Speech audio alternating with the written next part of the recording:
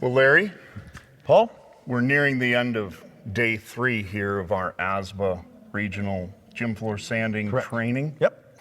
And first of all, just a heartfelt thanks from me to you for coming and being here. Well, absolutely. We wouldn't want to miss it, Freddie. We're here to support other guys in the industry that are doing these things. Plus, we want to learn because we'd like to do the same thing for folks out east. For sure. And I would expect the Ohio Floor Company to do a little bit better than we did out here in Well, Montana. you know, I don't know about doing it better, but the whole goal is to keep improving. For sure. From doing it now, hopefully 5 years from now, we're all doing a little bit better. For sure. Your partner, Steve Yoder, and I think you as well, you guys, we did a conference call, and it's been a number of years ago. I don't think it's been 10 years ago, but it's probably been 8 or 9 years ago. Yeah, it's been a little while ago, and yeah, the guys at the shop kind of introduced me to you because they'd known you for a while, paying attention to what's going on social media, liking what you're doing, liking the philosophy that you have, and we want to be a part of what you're doing. And that was the message that I remember Steve communicating way back then, and really at that point, all I had was a Facebook site. Yeah. But the concept there was for sport floor contractors to kind of be able to talk through some of their challenges and maybe actually help each other. Sure. Yeah, because what we found is we're in a small pocket in Ohio, thinking we know it all, the best way to do things, and not realizing there's other people out there with the same struggles, same type of issues. How can we learn from each other? For sure. So we fast forward a couple of years. We actually met in Missoula, Montana, in we think 2019? That's what I'm remembering, right before COVID. Yeah, fall of 2019, and we were really trying to figure out how we would get together in some sort of an association. Yep. And then COVID locked us all down for a few years. Sure, absolutely. It seemed like it did that for everybody, of course. It did it for everybody. But was it 22 then we kind of re-upped the conversation? Yep. Through a lot of difficult conversations and throwing out ideas, we decided to team up with ASBA. Correct. The American Sports Builders Association. Yes. And a lot of that, if I can just say, is because we didn't want to reinvent the wheel. We're contractors. We're out there working every day. We don't have time to reinvent the wheel. And so it just seemed like ASBA made a pretty good sense because they had a lot of infrastructure that we could plug into that would help us get further down the road quicker. For sure. And subsequent, you've been elected to the board at ASBA. I have. They wanted to have for the indoor, because ASBA now has an indoor sports division. Officially has an indoor sports division. About a year ago, that became official. And they wanted someone from the initial group to be part of that. I threw my hat in the ring, and they accepted me, so now I get a chance to speak for everybody on ASBA. Yeah.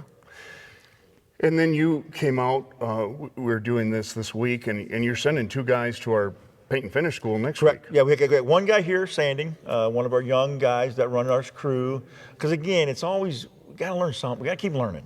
As soon as you think you know everything, it's probably when you should get out of the business.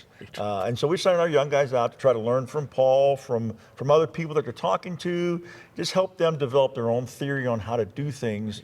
And hopefully they begin to do things not because it's what we told them to do, it's because they believe in what they're doing. For sure. I'm sure excited with how this school went down and the caliber of people we have here. Oh, absolutely. It's so fun as an older guy in the industry, and we talk about this all the time. We got to pass on to the younger generation. Sure. And it's fun to see guys come in excited. Because again, it's still at the end of the day, it's work. Right. But it's fun to see guys get excited about coming in because it's dusty, it's loud, and they're buying in and they're creating their own way in the world. And it's fun to watch them and hopefully be a part of it. For sure. And the model that we've set up, whether we do this going forward or not, but I hope we do, is to go into an organization. This is the Yellowstone Boys and Girls Ranch. It's somewhat of a medical facility, I guess. They help kids with some challenges, apparently. Yep. And the kids live right here, at least some portion of them live right at this facility while they're getting whatever treatment they're doing. Right. But 501c3, they're chronically low on funds. Always, you can imagine the gym floor would be the last thing they would ever spend money on. Correct.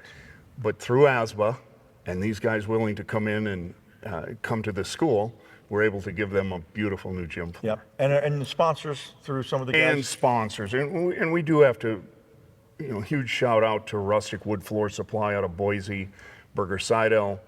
Simon Signs is providing our vinyl next week. Yeah. and basic coatings Yeah. is going to provide the finish for this project. Yeah. So those 4 sponsors were just huge to being able to put this on. Right. Right. Yeah, and I think it's important too. As an industry, we want to give back. For sure. And so that's really cool because I know there's sites all across the country that are probably in the exact same situation, and we can't always be about getting stuff. It's about giving back. 100%. And then we got some feedback this morning from some of these guys. You know, we're contractors. We're really all in the same boat. We were probably never big on going to school, any of us, right? Right. How do we learn? We jump on a piece of machinery, we hit the on button, and we Exactly. go. Yep. And that's what we were able to do for these guys. Yeah. Put them on a machine, give them some pretty basic instruction, and they went to work. Yep. And a lot of it is, it's not because maybe we didn't want to, this just wasn't available. When a lot of guys started their business 55 years ago, 40 years ago, whatever, you didn't have time. You didn't have, and no one was there to help you. Right. And so we're just trying to create a situation where these young guys who have a desire to learn something new can learn from somebody. Because there's a lot of things that, yeah, you can learn it the hard way, but it's nice if somebody can tell you you don't have to learn it the hard way. And so it's just nice to be able to pass that on. 100%. And we'd like to think we're going to raise the bar for everybody. Oh, absolutely. That's the main goal. Right. Better sport floors everywhere help the whole industry. Absolutely, absolutely. Because we've talked a little bit about it.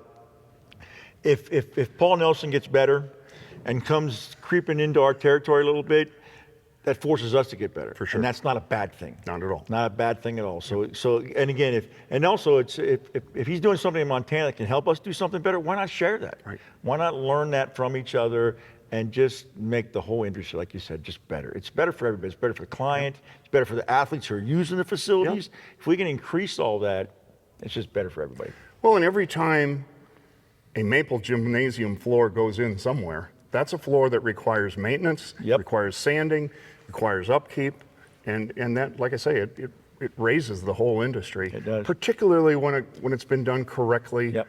The customer's happy with that job.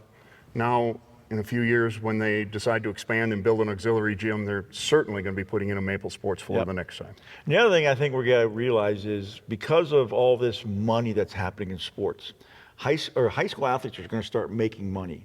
It's coming. Big money. Yeah. And so keeping them healthy is important. It's going to become more important to schools that never even thought of it before. Right. And so if we can create a product that helps the athlete be better, perform better, and stay healthier, that's what we should be promoting from everybody. 100%. Well, again, I want to thank you, Larry, for being here with us. Well, thank you, Paul, for starting this whole thing, having the vision to see it, and allowing us just to walk beside you and be part of it. And as much as I've enjoyed doing these trainings the last 2 years, I'm most happy to come to Ohio and participate in the one you put on next year. Absolutely. We'll be very excited to have you be part of it. Awesome. Thank you again, Larry. Thank you.